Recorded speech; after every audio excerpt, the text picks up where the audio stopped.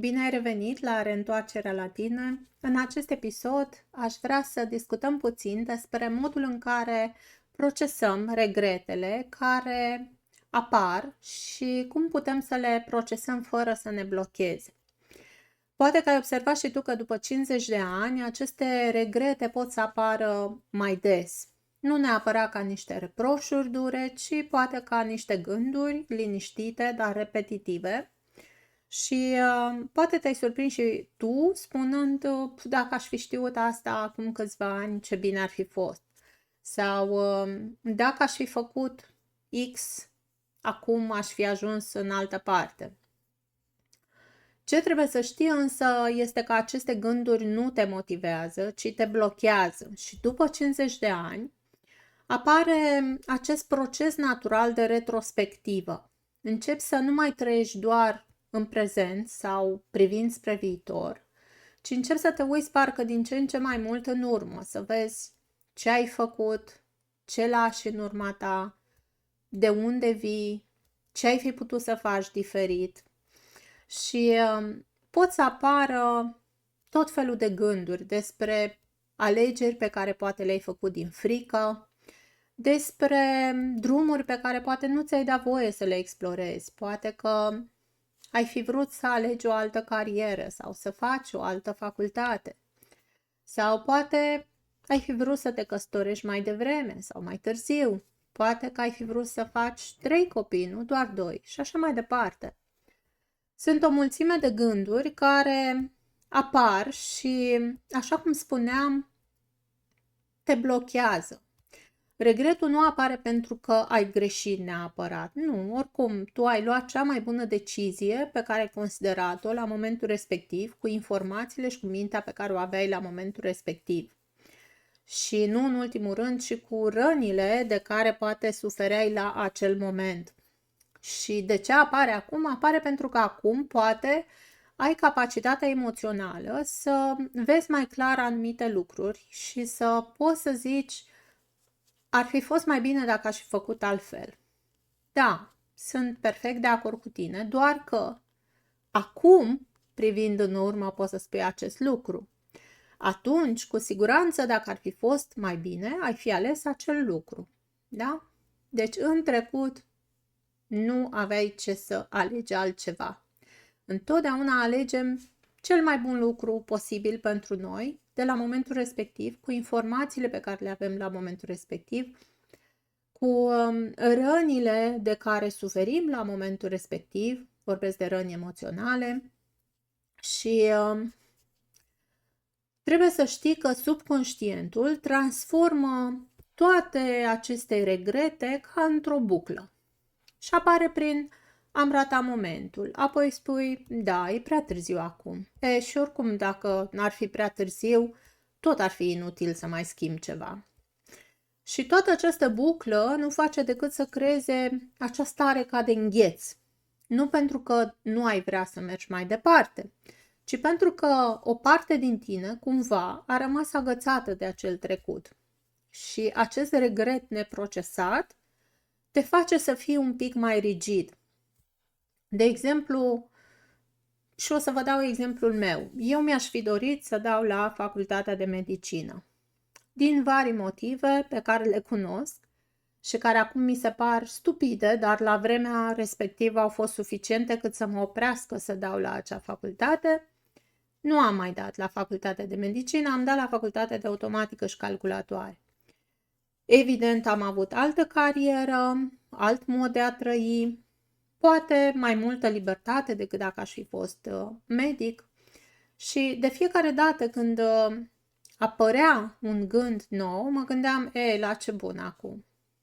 Pentru că am mai avut câteva tentative să încerc să dau la medicină chiar după ce am terminat facultatea de automatică și calculatoare. Și de fiecare dată mă gândeam: da, deja am un job, deja am copii, cum o să mai fac și facultatea acum? E o facultate grea și ce fac în timpul facultății? Cum o să mă descurc și cu jobul și cu facultatea? Ce fac după aia dacă nu-mi găsesc de lucru? Adică era exact această buclă de care spun. Pentru că tu, da, îți doreai să faci acel lucru, dar din spate, din subconștient, începeau să apară tot felul de credințe.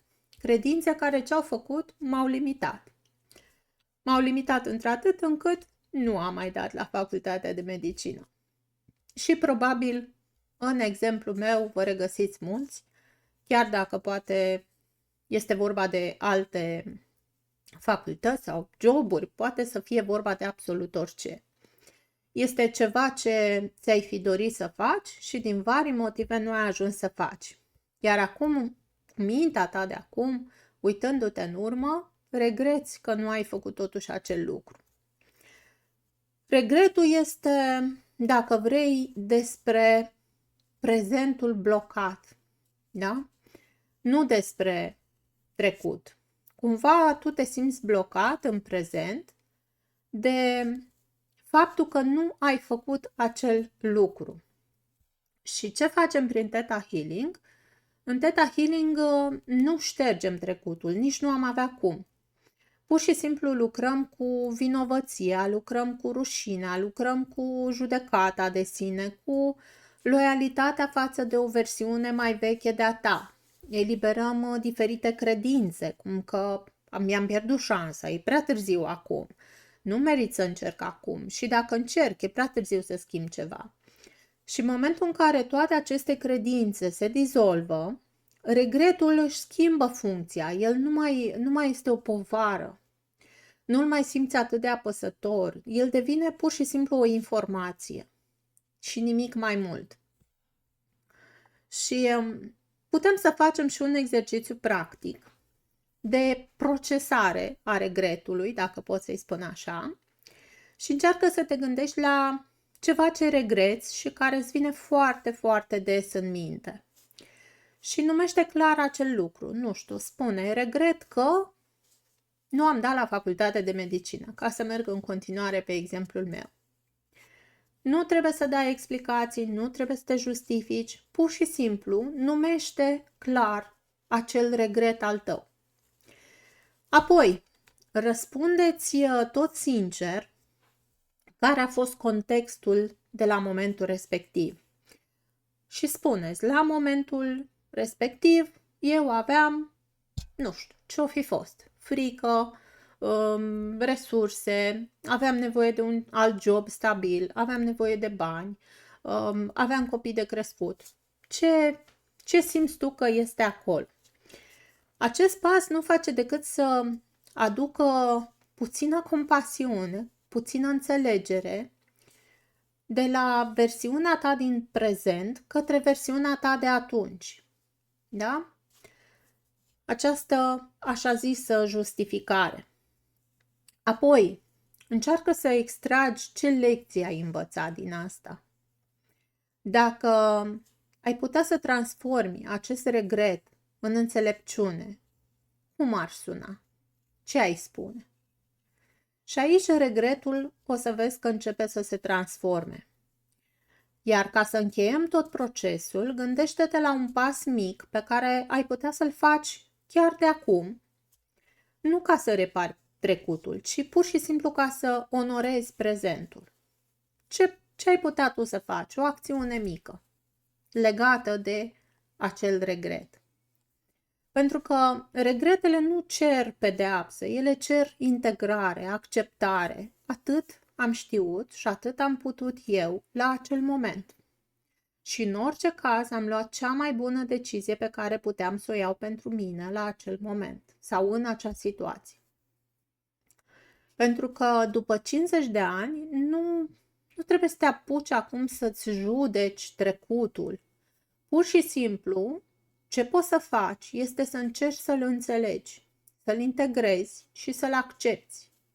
Și dacă simți că regretele tale te țin pe loc și vrei să lucrezi cu ele la un nivel mai profund, să descoperim împreună prin Theta Healing ce se ascunde în subconștient de fapt în spatele acestor regrete, fără să încerci să te pierzi în analiză, putem să explorăm împreună în sesiunile de Theta Healing partea aceasta de regrete și găsești în descrierea episodului toate detaliile în cazul în care consider că o sesiune de Theta Healing te-ar ajuta. Și nu uita că în fiecare lună avem la dispoziție și 4 locuri gratuite de sesiuni de Theta Healing cu durata de 1 oră online. Și până data viitoare, amintește-ți că trecutul nu te blochează, ci te blochează modul în care alegi să te raportezi la trecut și cât de mult lași să te influențeze aceste regrete. Ne auzim pe data viitoare, ascultă-ți sufletul, pentru că el știe ce e mai bine pentru tine.